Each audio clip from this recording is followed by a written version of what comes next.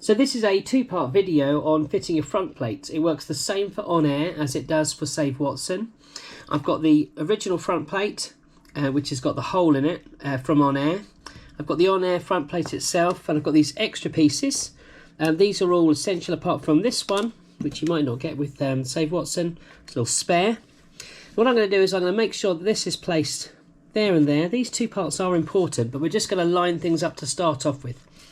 I've marked the back, so it says back bottom, and I'm going to make sure that that sits perfectly well, but I need to turn this over because it's backwards, remember.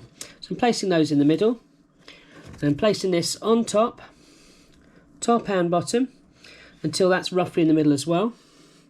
And then I'm going to draw around the outside with a pencil, just roughly.